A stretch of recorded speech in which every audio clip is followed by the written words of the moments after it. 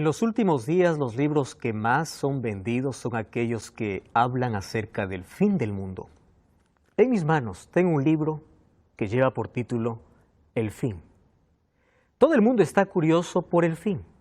Todos quieren saber cuándo será el fin. ¿Cómo será el fin? Lamentablemente hay muchas personas que buscan alguna profecía barata, profecía inventada, o algunos seres humanos que por allí se levantan alertando de que el fin será de una manera diferente a lo que Dios predijo. Sin embargo, si quieres conocer realmente el futuro, no leas cualquier libro que hable del fin. Anda directamente al libro que te habla y te revela acerca del futuro, y es la Biblia. Bienvenido a la 10ª temporada de Biblia Fácil. Una vez más, estamos juntos para poder abrir la Biblia. Un abrazo para ti que estás viendo allí en casa, junto a la familia, junto a tus amigos. Toma tu Biblia, abraza tu Biblia, abre tu Biblia. Vamos a analizar durante toda esta serie el libro de Apocalipsis. Y ya sabes que para cada temporada yo no estoy solo, sino estoy acompañado. Y hoy quiero presentarte a mis amigos con quienes vamos a compartir esta temporada. Puedo dar la bienvenida aquí a Nancy, está aquí también Karina, ¿verdad? Está Felipe, Pablo, Walter y Gabriel. Ahora sí aprendí los nombres de todos. Bienvenidos, amigos. Ustedes están representando a cada país y a cada persona que está viendo desde casa este programa. Nos da mucha alegría de poder comenzar con ustedes esta 10ª temporada. Y vamos a hablar acerca del libro de Apocalipsis. Hoy iniciamos con el primer tema. El primer tema es un océano de esperanza. Todos conocemos el mar, todos conocemos el océano. Hemos ido muchas veces a las playas los fines de año, ¿verdad? O en vacaciones. Y cuando uno está frente al mar tiene dos opciones, solo tomarse foto en la orilla o sumergirse, ¿verdad? Gabriel, ¿tú qué haces cuando vas al mar? ¿Miras o te sumerges? Me sumerjo, es obvio, ¿verdad? Los seres humanos cuando están frente al libro de Apocalipsis también tienen dos opciones, mirarlo de lejos o sumergirse para poder encontrar el mayor tesoro. Por eso es que Apocalipsis es considerado el océano de esperanza. Y hay una frase interesante que alguien mencionó acerca del libro de Apocalipsis. ¿Por qué es un océano de esperanza? Y es que en Apocalipsis todos los libros se encuentran y terminan. La Biblia tiene 66 libros y es impresionante que desde Génesis hasta Judas, que es el penúltimo libro de la Biblia, todos ellos aportan para que la revelación máxima, que es el último libro de Apocalipsis, pueda ser tan claro y entendible. Entonces, el Apocalipsis es como un océano enorme donde toda la Biblia son como ríos, ¿verdad? Que van a alimentar y van a llenar esa máxima revelación, porque finalmente vamos a descubrir quién es Jesucristo. Y nuestro mayor interés es que Apocalipsis nos pueda revelar a Cristo. Y es por eso que vamos a abrir la Biblia.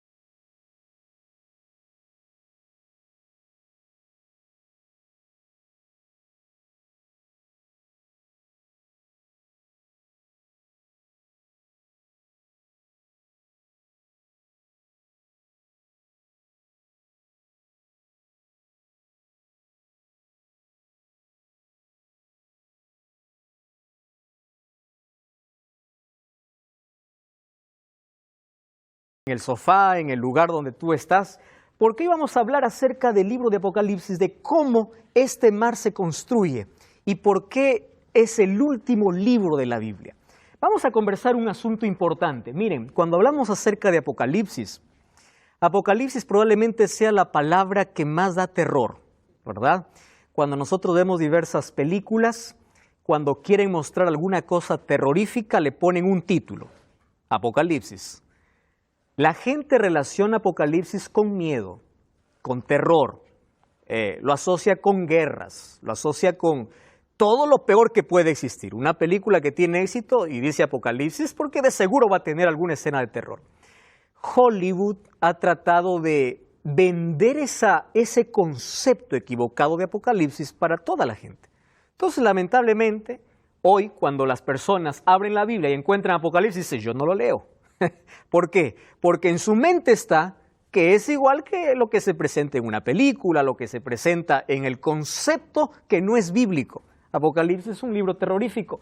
Sin embargo, nos vamos a dar cuenta en esta temporada que Apocalipsis no es un libro aterrador, sino es un libro esperanzador.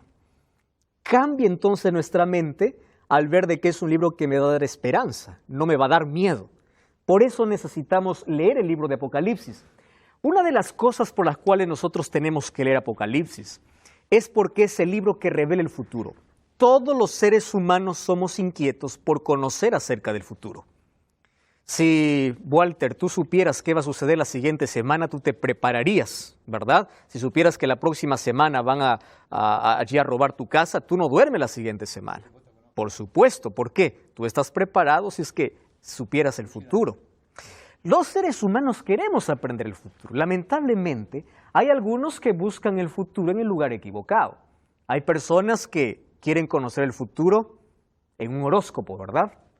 No comienzan el día sin ver su número de suerte, sin ver qué color tienen para ese día, etcétera, etcétera. Sin embargo, la Biblia nos habla acerca del futuro. Nos dice qué cosas acontecerán. Y ahora miren qué cosa es lo importante, lo que voy a decir ahora.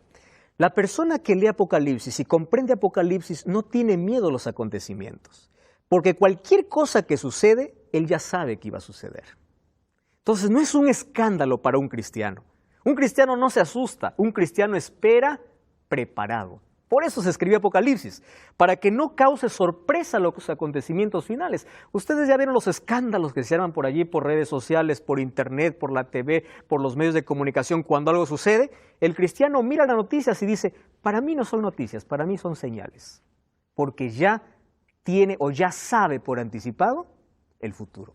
El ser humano siempre ha intentado conocer el futuro por otros medios, ¿verdad? Y aparece allí la bola de cristal, aparecen allí los astros, aparecen las otras llamadas ciencias o otros caminos diciendo, ¿quieres saber tu futuro? Yo te muestro. ¿Quieres saber? Ahora, ¿quién puede mostrar el futuro o quién puede conocer el futuro? Y mira, vamos al primer texto, Amós capítulo 3, versículo 7, es un texto realmente impresionante. ¿Sabes qué cosa dice? Por favor, Felipe, ¿puedes leer? Allí, ¿puedes tomar el micrófono allí? Léenos, por favor, qué dice Amós 3:7. ¿Por qué no hará nada Jehová el Señor sin que revele su secreto a sus siervos los profetas? ¡Wow! ¡Qué interesante! Ustedes ya se dieron cuenta donde dice, el Señor no hará nada. Quiere decir que Dios, que conoce el futuro porque Él es omnisciente, Él quiere revelarnos el futuro. Pero ¿por medio de quién revela el futuro?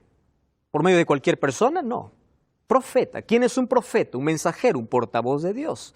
Un hombre a que Dios elige, no es aquel que se autoproclama, es aquel que Dios escoge. Ahora, en la Biblia nosotros encontramos cómo los profetas o cómo la profecía llegó hasta nuestras manos. Y ahí encontramos la certeza y la seguridad de que eso que los profetas dijeron acerca del futuro viene de parte de Dios. Entonces Apocalipsis es fuente de consuelo, de ánimo, de esperanza, porque nos muestra que después del sufrimiento viene la gloria venidera. El sufrimiento va a ser pasajero, hay un destino glorioso para el pueblo de Dios. ¿Qué cosa más nos muestra? Vamos a entender un poquito el contexto donde fue escrito Apocalipsis. Por ejemplo, Apocalipsis fue escrito aquí en esta isla, es la isla de Patmos, es una isla ahí en el mar Egeo, está a unos 80 kilómetros al sudeste de Asia. Hoy es llamado Turquía, ¿verdad? Ahora, aquí a esta isla fue llevado Domiciano, en el año 95 más o menos, allí fue desterrado. Allí él explica por causa del testimonio de Jesucristo. Él fue llevado a esa isla para silenciar su voz. Domiciano era una de las personas que odiaba tanto a los cristianos. Y dijo, Juan tanto habla, claro, él había sido discípulo de Jesús, él habla con tanto fervor, él estaba en los últimos años de vida, pero su pasión no terminaba.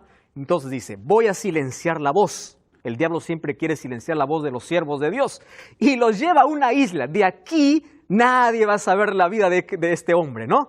Ahí no había medios de comunicación, no había redes sociales, no había... ¿Cómo iba a comunicarse? Juan no tenía celular, no había nada. Aquí silenciamos la voz, pero el diablo siempre fracasa en sus planes, ¿verdad? Porque cuando Domiciano creyó que había silenciado su voz, allí Dios le reveló y levantó la voz de Juan no solamente para su tiempo, sino también le mostró profecías para el tiempo del fin. Ahora es impresionante, los planes del diablo siempre son frustrados. ¿Quién fue Juan?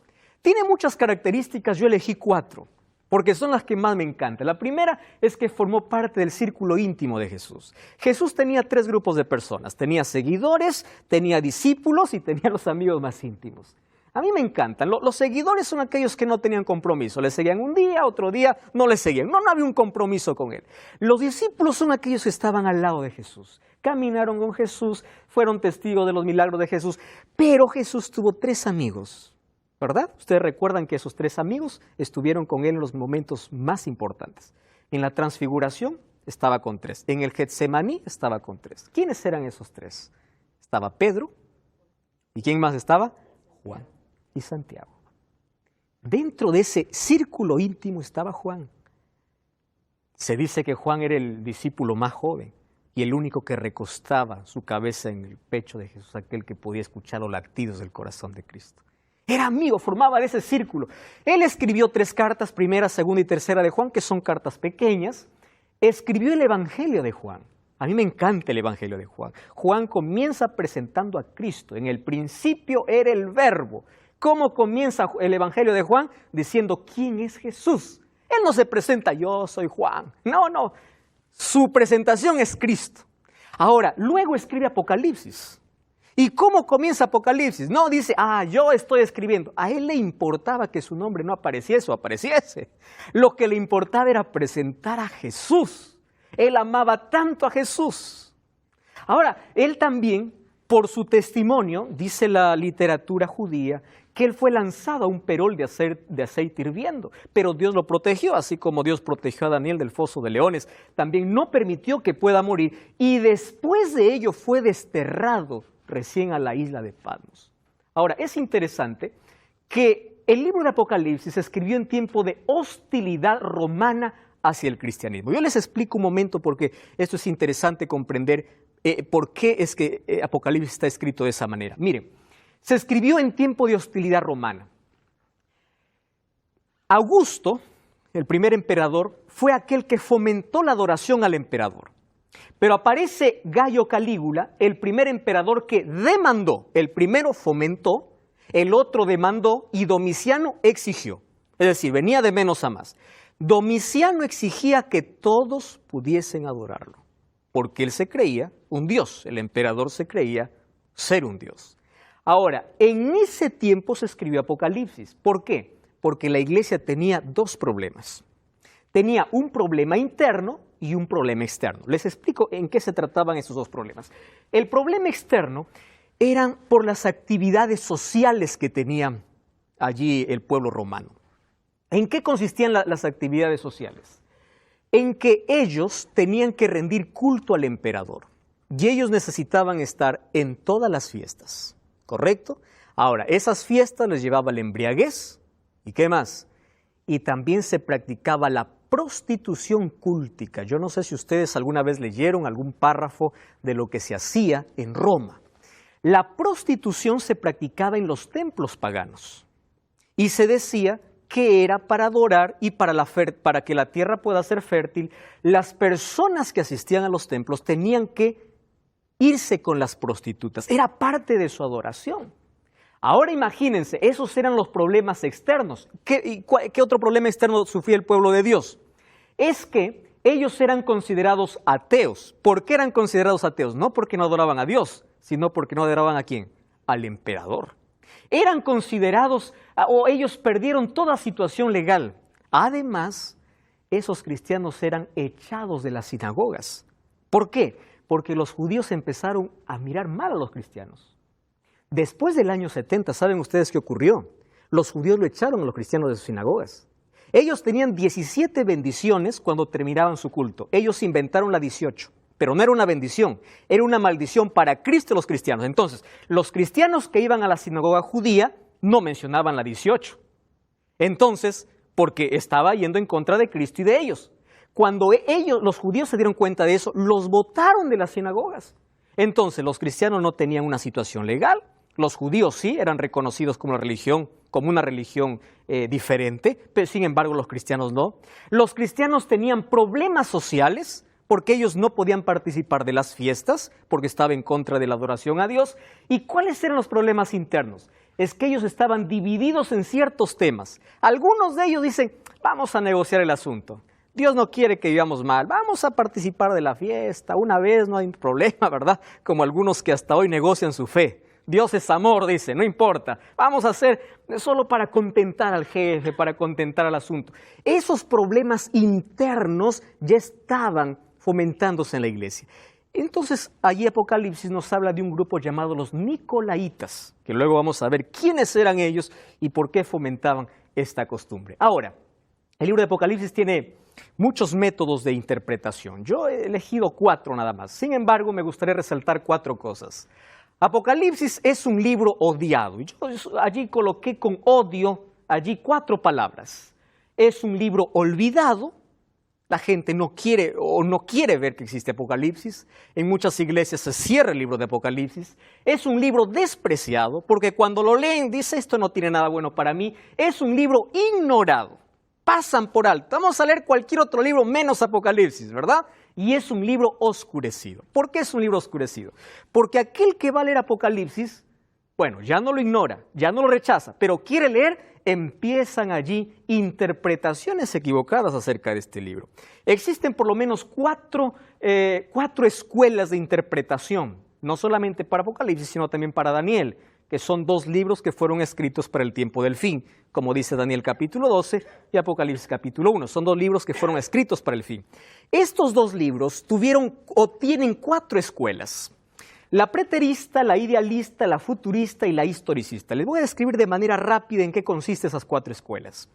La escuela preterista dice, todo lo que escribe Apocalipsis ya se cumplió en el primer siglo, ¿verdad? Ya no nos sirve nada. Preterista, todo está en el pasado. Eso ya ocurrió, ya aconteció. Yo tengo algunos problemas serios allí, por ejemplo, para preguntar a un preterista, ¿no? ¿Y cómo se explica entonces Apocalipsis 1:7? Aquí vienen las nubes y todo ojo lo verá.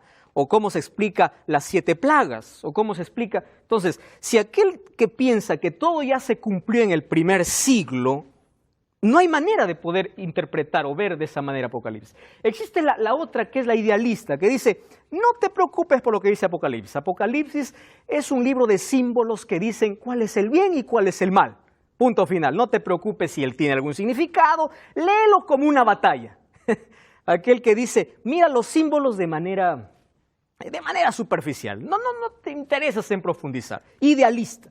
Viene la teoría futurista, ¿verdad? La futurista es aquella que dice, bueno, no es que ocurrió en el pasado, sino todo lo que escribe Apocalipsis va a acontecer en el futuro. Es decir, Apocalipsis es escrito para la última generación. Es escrita para la generación que va a ver a Jesús. Pero tampoco se puede interpretar de esa manera. ¿Por qué? Porque eso significa que antes de la venida de Jesús habían periodos tan largos como los 42 meses, los 1260 días o 1260 años. Entonces tampoco cuadra en la interpretación. Ahora, existe una interpretación que es la historicista. Lo voy a decir de manera simple. La historicista cree que Dios está al control de la historia. ¿Qué significa eso? Que hay acontecimientos que ocurrieron en el pasado, hay acontecimientos que están ocurriendo y hay acontecimientos que sucederán. Es decir, Dios allí interpretando o mostrando a su pueblo la profecía que ocurrió, que ocurre y que ocurrirá. Pueden abrir sus Biblias, por favor. Apocalipsis capítulo 1, versículo 19. Miren lo que dice Apocalipsis capítulo 1, versículo 19.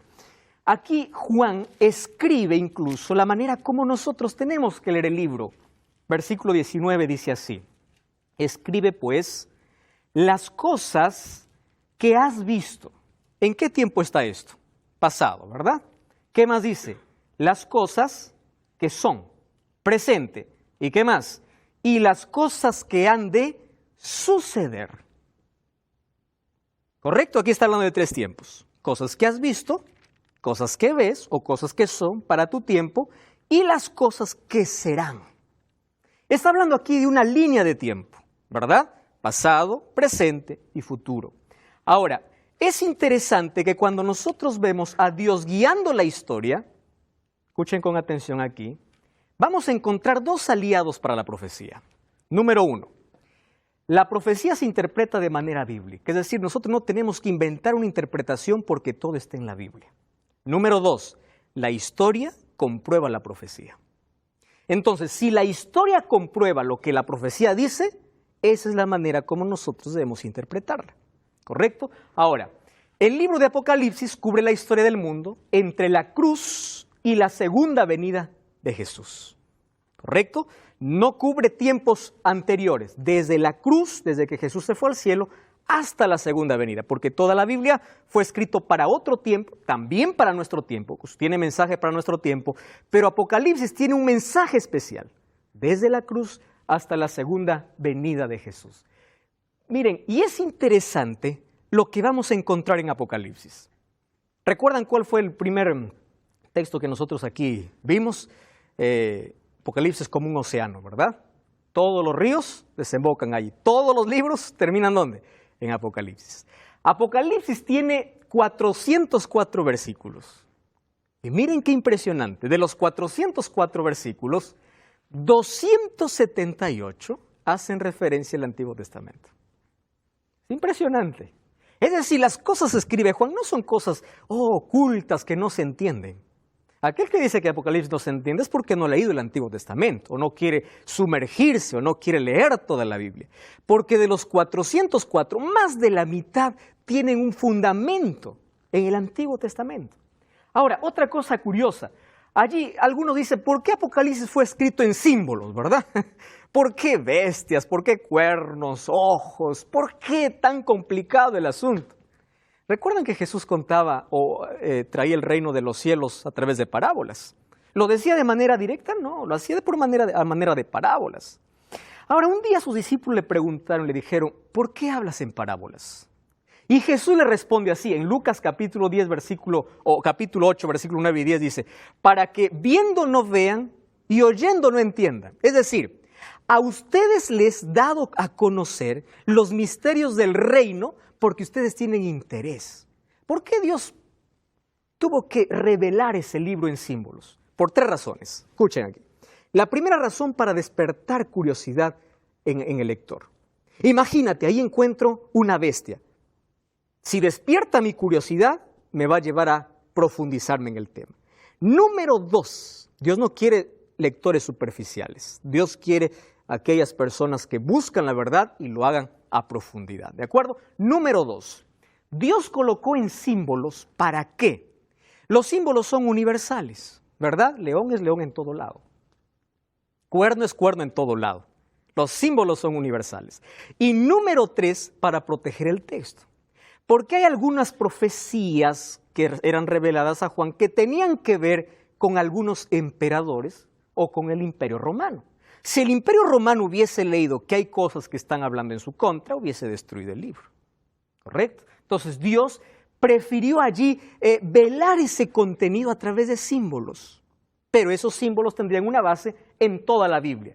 Es interesante que el Apocalipsis se edifica sobre la base de los actos de salvación de Dios en el futuro, pero que serán parecidos a los actos de liberación de Dios en el pasado.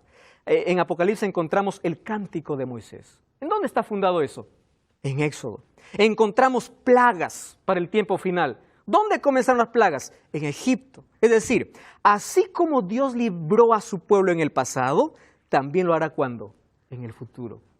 Él nos da la seguridad de que está al control de todo y de que Él está dirigiendo la historia hacia un final feliz.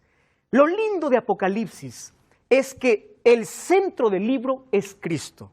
¿Saben cómo comienza el libro de Apocalipsis? Dice así, la revelación de Jesucristo. A mí me encanta esta expresión, porque a Jesús solamente se le conocía como Jesús o como Cristo, pero aquí está uniendo dos nombres, ¿verdad?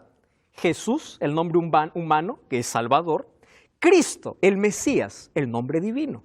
La revelación de Jesús, humano y divino. Es decir, la revelación total, Por eso dice Jesucristo. Ahora, es interesante que en Apocalipsis nosotros encontramos 30 títulos para Jesús. El león de la tribu de Judá, la raíz de David, el cordero. Ustedes saben que la palabra cordero aparece 28 veces en el libro, representando a Cristo como el cordero. Algunos lo mencionan que Apocalipsis es el quinto evangelio. ¿Por qué? Porque el centro del libro es Cristo. Si tú no miras a Cristo en Apocalipsis, vas a mirar solo terror. Pero si miras a Cristo, vas a ver esperanza. Eso es lo que nos trae Apocalipsis. La figura central es Jesucristo. Y ahí en Apocalipsis encontramos que Jesucristo está mostrado por lo menos en 3 grandes figuras. La primera figura de sacerdote. Jesús caminando entre sus iglesias, ministrando a sus iglesias. Luego vemos a un Jesús rey, a un Jesús que es coronado en el cielo, a un Jesús que es soberano y rey sobre todos los reinos. Y luego vemos a un Jesús que lucha, que pelea por su pueblo, que vence a sus enemigos y los lleva a su destino glorioso. Esas 3 figuras de Cristo aparecen en Apocalipsis. Estamos hablando allí acerca de cómo Jesús es mostrado en el libro de Apocalipsis. Por lo menos hay 3 figuras centrales. Jesús como sumo sacerdote, Jesús como rey y soberano, aquel que tiene el control de la humanidad y el control de la historia, y aquel que es el vencedor. Me encanta ver los últimos capítulos porque Jesús es mostrado como aquel que vence, como aquel comandante de los ejércitos celestiales, como aquel que está al lado de su pueblo, y aunque su pueblo sufre por un periodo, le dice: no te preocupes, porque la victoria está asegurada. No por tus méritos, porque yo estoy peleando por ti. Es extraordinario por eso ver a Cristo en el libro de Apocalipsis, que es la figura central. Ahora, muchos se preguntan por qué Apocalipsis está lleno de 7, ¿verdad? Hay muchos 7 en Apocalipsis. Yo les voy a mostrar, por ejemplo, Apocalipsis habla de 7 círculos, habla de 7 iglesias, habla de 7 sellos, 7 trompetas, 7 plagas, 7 reyes, 7 montes. Estoy tomando solamente algunas. Habla también de 7 nombres. En Apocalipsis hay 7 nombres. Está la mujer, el dragón, el niño, Miguel, el cordero, la bestia del mar y bestia de la tierra. 7 nombres. Encontramos en Apocalipsis 7 cosas nuevas. Encontramos allí cielo nuevo, tierra nueva, gente nueva, la nueva Jerusalén, el templo nuevo, una luz nueva y el paraíso nuevo. Y también encontramos 7 promesas. ¿Qué significa 7? 7 significa plenitud total y perfección. Plenitud y perfección. Es extraordinario cómo este círculo de 7 vamos a ir viendo allí en todo el libro. Ahora, ¿qué cosa me enseña Apocalipsis? Por eso es que este es un libro para nuestros días, para el tiempo del fin. Apocalipsis me enseña que aunque yo pueda tener sufrimiento y dolor aquí por causa de Cristo, la victoria está asegurada. Que yo soy un vencedor, no por lo que yo haga, sino por los méritos de Cristo. Y yo soy vencedor no cuando yo peleo, no, porque el diablo siempre me derrota. Soy vencedor cuando me tomo del brazo de Jesús y yo me protejo o me escondo en sus brazos y Él pelea y lucha por mí. Apocalipsis me enseña que Dios es el dueño de la historia, me enseña que Dios está con su pueblo, aún en los momentos más oscuros de la historia. Y también me enseña que Dios llevará a su pueblo a un final glorioso, un final feliz. Apocalipsis no solamente me muestra el futuro, porque hay muchos libros que pueden hablar del futuro. Apocalipsis me dice que Dios sostiene el futuro, que Dios está al control de todo lo que sucede. Ahora, vamos a responder 3 preguntas importantes, por eso vamos a abrir Apocalipsis capítulo 1 y vamos a analizar el primer capítulo de Apocalipsis. Miren, ustedes sabían que los 8 primeros versículos, aquí hay un resumen general de todo el libro de Apocalipsis en sí, en los 8 primeros versículos.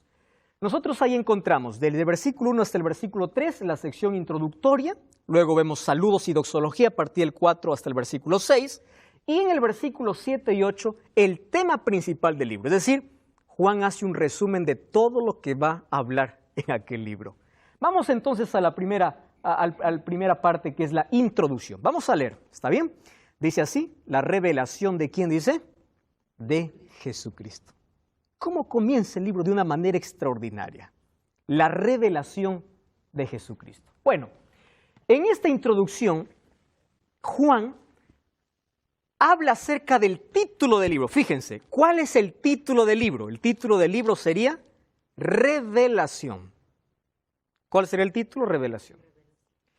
La palabra revelación viene del griego, vocablo griego, apokalupsis. Apo significa desde. Lupsis significa un velo. Interesante. Revelación es apocalipsis. ¿Qué significa apocalipsis entonces? Apocalipsis significa sacar la cortina y ver qué hay detrás de ella. ¿Qué hay detrás del velo? Y en Apocalipsis, ¿a quién nos presenta detrás del velo? A Cristo. ¿Por qué la revelación de quién?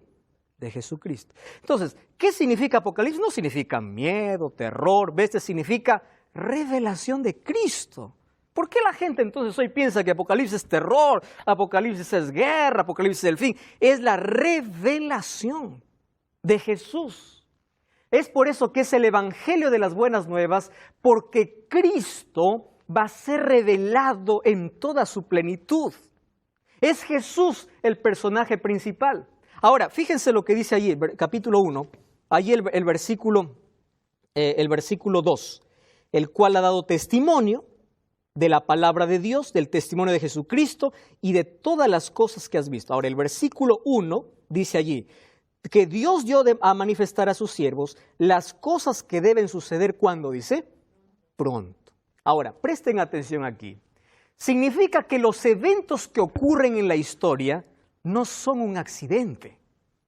Significa que Dios está al control de la historia. Y Dios nunca prometió en la historia librar a sus hijos del sufrimiento. Dios prometió acompañarlos en el sufrimiento. Estar con ellos. Dios le dijo a su pueblo que van a sufrir, que van a ser perseguidos, incluso que van a morir. Pero dice, no tengas miedo, porque yo tengo las llaves de la muerte. Es decir, la muerte no tiene más potestad sobre un hijo de Dios, porque yo tengo las llaves, dice Cristo. Es decir, las cosas que van a suceder pronto es la seguridad que los eventos en la historia no son accidentes, sino ¿qué cosas son? Están bajo el control de Dios. Ahora, fíjense otra cosa. Versículo 3. ¿Puedes leer, Karina, por favor? Toma el micrófono allí. Apocalipsis 1:3. Miren esta promesa maravillosa. Dice así. Bienaventurado en él el que lee y los que oyen las palabras de esta profecía y guardan las cosas en ella escritas, porque el tiempo está cerca. ¡Qué maravilla! ¿Qué cosa dice? Bienaventurado. ¿Recuerdan ustedes que en Mateo 5 Jesús dio bienaventuranzas? Bienaventurados los pobres en espíritu. ¿Qué significa bienaventurados? Viene del griego makarios, feliz. Solo que no es una felicidad superficial. ¿Saben qué significa bienaventurado? Significa aquel que está profundamente feliz y su felicidad no se basa en una situación. ¿Hay felicidad pasajera o no? Uno es feliz en un momento. Acabó el evento, se acabó la felicidad. Pero aquel bienaventurado es aquel que no le roba la felicidad, ninguna circunstancia. Aún en el dolor es feliz porque tiene esperanza. Ese tipo de felicidad es lo que Jesús está prometiendo. Y dice, bienaventurado el que lee, el que oye y el que guarda. Y yo les dije que en Apocalipsis hay 7 bienaventuranzas, ¿verdad? La primera es esta, el que lee, el que oye y el que guarda. Ahora, vamos a Apocalipsis capítulo 22, versículo 7. Vamos al último capítulo. Miren, nuevamente se repite esta bienaventuranza de una manera diferente. Gabriel, ¿puedes leer Apocalipsis 22, 7, por favor? Vamos al último capítulo, Apocalipsis capítulo 22, versículo 7. Gabriel, tome el micrófono, por favor. Correcto. ¿Qué cosa dice ahí? No, ya está prendido. ¿Puedes leerlo? Sí. 22, 7. He aquí, vengo pronto, bienaventurado el que guarda las palabras de esta profecía y de este libro. Muy bien, gracias, Gabriel. Ahora, Apocalipsis 1:3, ¿qué cosa dice? Bienaventurado el que oye, lee y guarda. Está al comenzar el libro. Cuando está terminando el libro, repite esta bienaventuranza con una diferencia. ¿Cuál es la diferencia? Ya no dice el que lee y el que oye. ¿Quién es feliz? El que guarda. Ahora fíjese, hay 7 bienaventuranzas. Bienaventurado el que lee, el que oye, el que guarda, los que mueren en el Señor, el que vela y guarda su ropa, los que son llamados a la boda del Cordero, el que tiene parte en la primera resurrección, el que guarda las palabras de esta profecía y los que lavan su ropa. Son las 7 bienaventuranzas del Apocalipsis. Sin embargo, la primera se repite doble. ¿Por qué cree? Escuchen esto. Leer o escuchar es una necesidad, pero atender y obedecer es la respuesta. Es decir, sin respuesta, escuchar no tiene valor.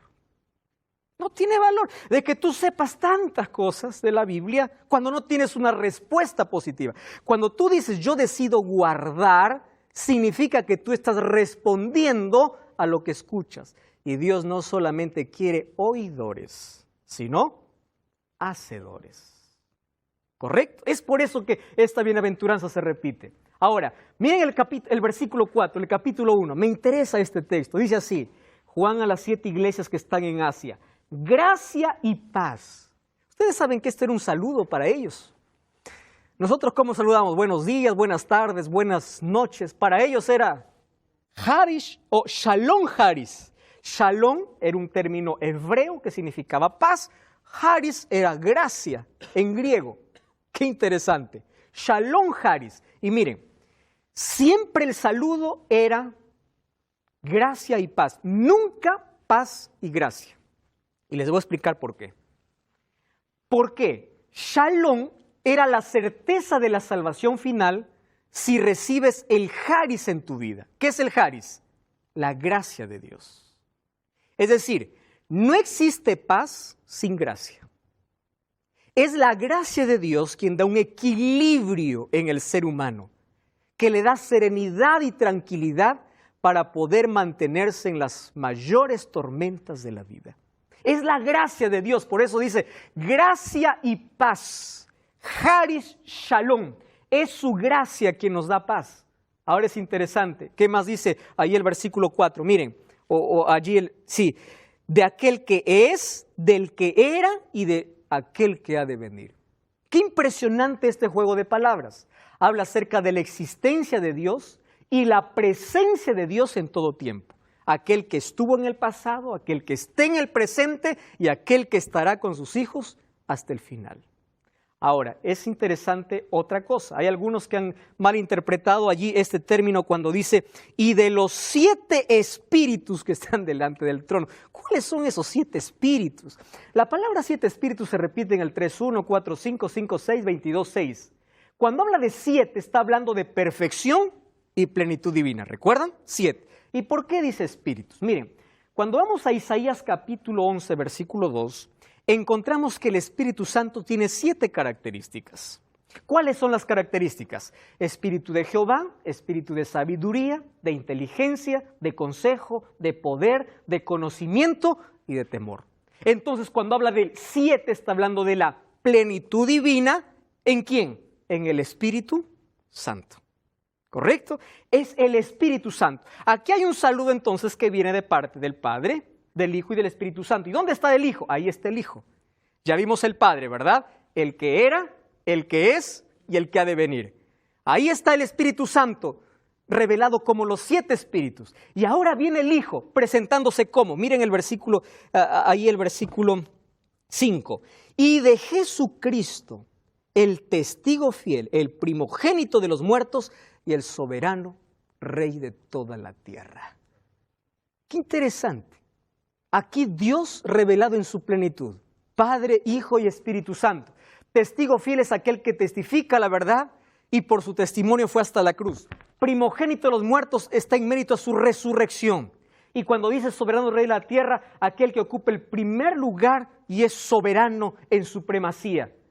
Y ahora es lo más lindo de este saludo. Miren el versículo 5, aquel que dice, y es aquel que nos ama, aquel que nos ha lavado de nuestros pecados con su sangre y nos hizo reyes y sacerdotes. Aquí existe 3 tiempos. ¿Cuál es el primer tiempo? Aquel que nos ama. Es decir, esto es continuo. No dice aquel que nos amó o aquel que nos amará. Nos ama continuamente. ¿Qué más dice? Aquel que nos libró. Está hablando de una acción en el pasado. ¿Cuál es esa acción? La muerte de Cristo. Allí nos hizo libres, ¿correcto? Y aquel que nos hizo un reino de sacerdotes. ¿Qué significa eso? El propósito de Dios, que es el resultado de la redención. Es decir, estas tres cosas están en relación a las tres actividades de Cristo. O estas tres actividades es el resultado de los tres títulos que Cristo tiene. ¿Recuerdan cuáles son los tres títulos? Testigo fiel, primogénito de los muertos o soberano, rey de la tierra. O también está en función ¿a quién? Está en función al Padre, al Hijo y al Espíritu Santo. Aquel que nos ama, aquel que nos libró y aquel que nos hizo un reino. ¡Qué extraordinario! Ahora viene el tema del libro de Apocalipsis. Miren el versículo 7. Dice así: He aquí, Él viene con las nubes. ¿Y qué dice? Y todo ojo lo verá. Y aquellos que lo traspasaron, y todos los linajes de la tierra se lamentarán por causa de Él. ¿Y cómo termina ese texto? Diciendo, sí, amén. ¿Qué significa amén? ¿Y qué significa sí? Sí. Aquí Juan está nuevamente tomando dos términos, un hebreo y un griego. ¿Correcto? Sí, amén. Amén es una palabra hebrea que significa verdadero. Es verdad, así será, así sea. Ahora, y griego es la palabra nai, que significa sí. Cuando él une estas dos palabras, está diciendo, con certeza y seguridad, realmente Él viene. No tengas la menor duda, Él viene. Ahora, lo que me sorprende del tema del libro, que es la venida de Jesús, no dice Él vendrá. No dice Él vendrá. ¿Qué cosa dice? Él viene. Ese viene está hablando como una acción que ya se está realizando. ¿O no? Él viene, Él está viniendo. ¿De qué está hablando? De la inminencia de la venida de Cristo. Porque Cristo va a volver y para ti está volviendo. Y para ti puede volver hoy. ¿Cuándo viene Cristo? Hoy. ¿Qué? Hoy va a venir Cristo. Cuando nosotros cerramos nuestros ojos y morimos, Cristo ha venido para nosotros. Porque ya no hay más oportunidad. Cristo viene, su venida es cierta, es inminente. Y ahí dice, nai amén. ¿Qué significa? Sí, realmente, Él viene, no tengas alguna duda. El tema del libro es la venida de Jesús.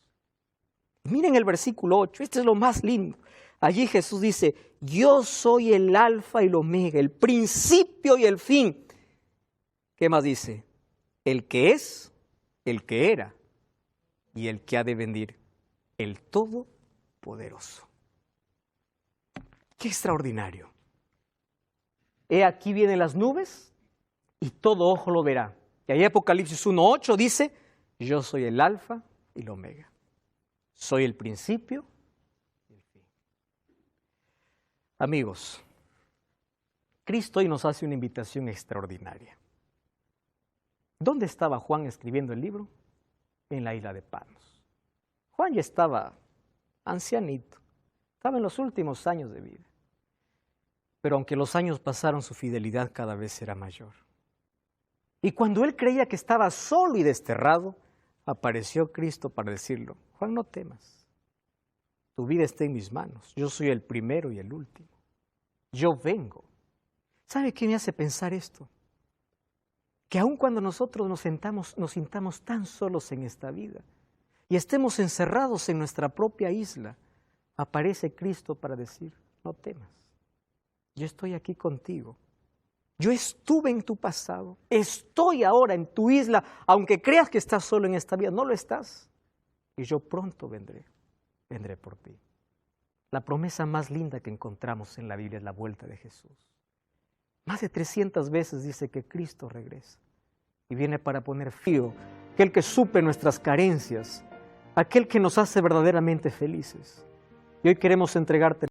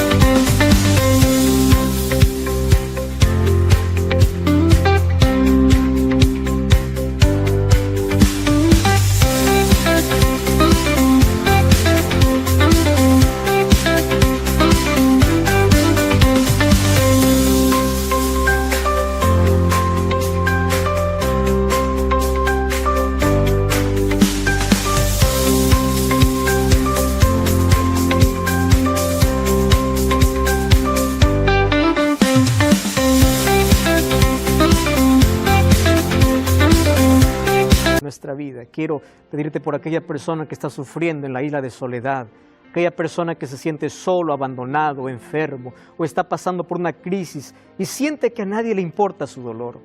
Abrázalo donde tú estás y dile, yo siempre estaré contigo. Danos tu bendición y te entregamos nuestra vida. En el nombre de Jesús. Amén.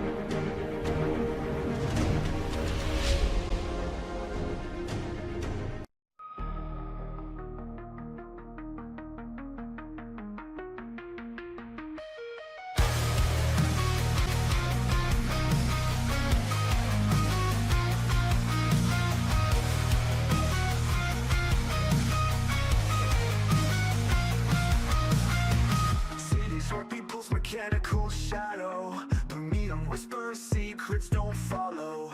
Streets empty, ghosts, echoes of tomorrows. Midnight clocks, ticks, lost dreams borrowed.